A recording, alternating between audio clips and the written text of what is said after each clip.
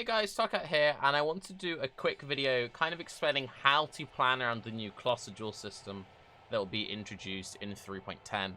I've prepared like 4 example builds. These are the builds I'm most likely going to have as my starter builds. I will have fully updated path of building to those closer to the league. But they're just builds I've started to plan around this new cluster duel system in mind. If you've somehow missed the news, Delirium League will be announcing, was announced and will be launching on March 13th. And a big part of Delirium League is this new cluster duel system. On any outside part of the tree, so it has to be an outside jewel, you take a 3-pointer, and you get these new jewels, you socket them, and they unlock more passives. A set is capped, unless you use uniques, of a small, a medium, and a large. You can also get keynotes at the end of it, and all of these points add up to roughly 20-ish. There's some variance in the amount of passives they grant, and in some cases you'll take all the passives, some you'll skip nodes that you don't have to take.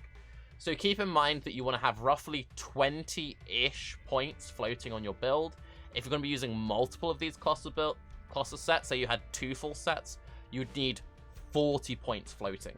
So don't think you're going to have a build of just like only cluster jewels. I think most builds will have 1. Certain builds will get away with 2, and then maybe like super niche, like very expensive mirror builds might use more than 2, but expect to plan around 1, 2 at most. To give you some examples of some of the effects they can give, I've just got some here. There are apparently 280 notables, not passives, notables, which is ridiculous. That is a lot of extra passives being added into the tree.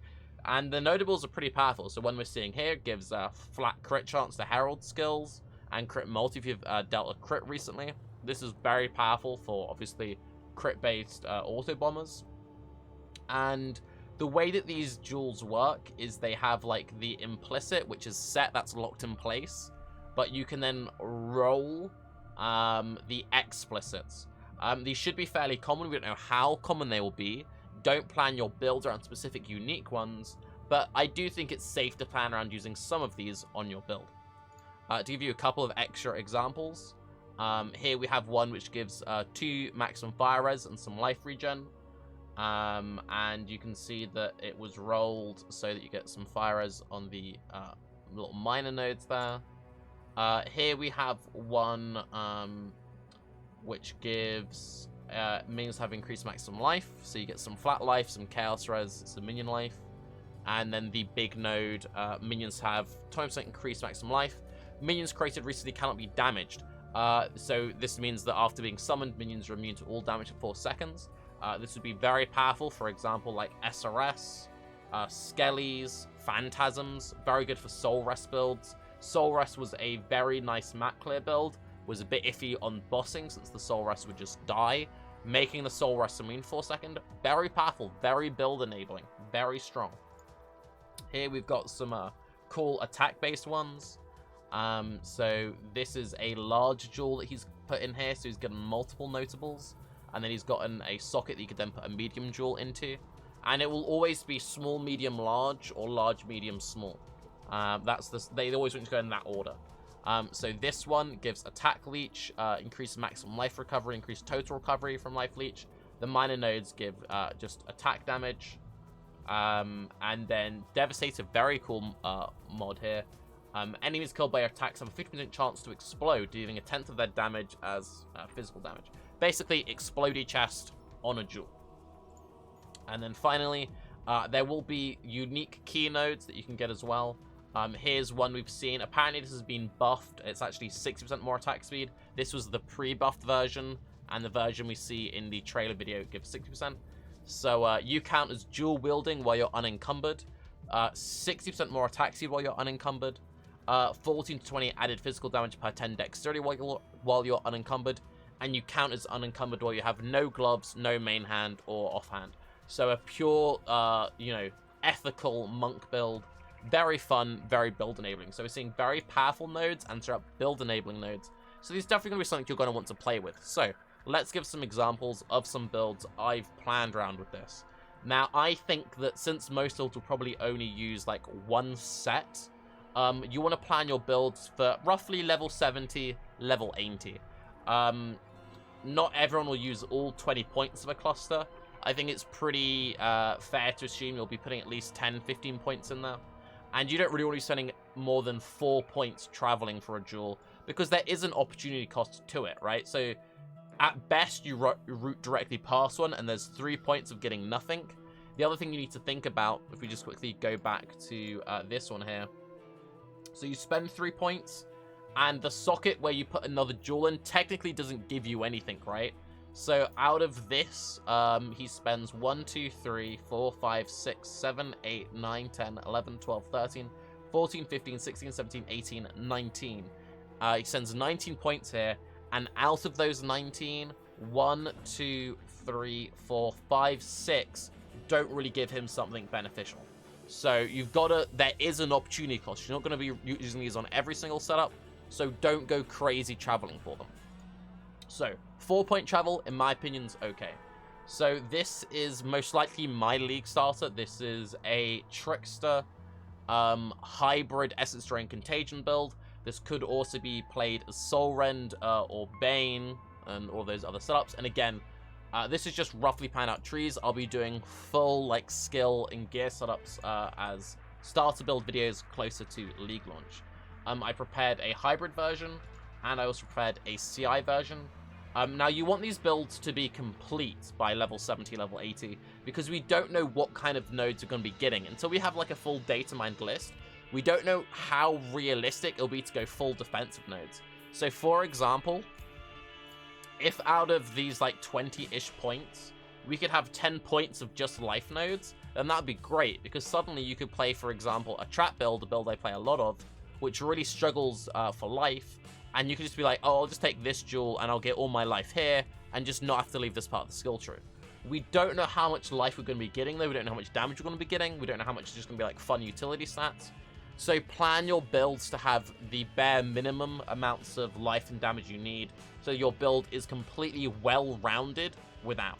So for example, this build is 183% life, 95% increased energy shield, 232% increased evasion, and this build would easily rock like 3k energy shield, thanks to Escape Artist. You'd be looking like a good life pool, like 5-6k, like 3k ES. It's got Wicked Ward, it's got recovery options, and it's got all the damage it needs. It's got the clear speed because it's an Essence Drain build. Thumbs up.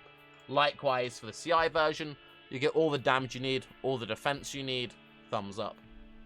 Some other setups that I've roughly planned out. A generic Ignite tree as a Chieftain, since there are a lot of very popular Chieftain builds. So this is a 200% life tree, planned to level 69, and it has Elemental Equilibrium, Elite Overload, all the important Ignite clusters, and you can get a 3-point jewel here. If you are playing, for example, maybe an Explosive Arrow build, Lava Lash is a really good cluster, so you could potentially also shove a jewel here. And again, these cluster jewels only work on the outside nodes, so you have to be along the outside of the tree, not in the middle of the tree.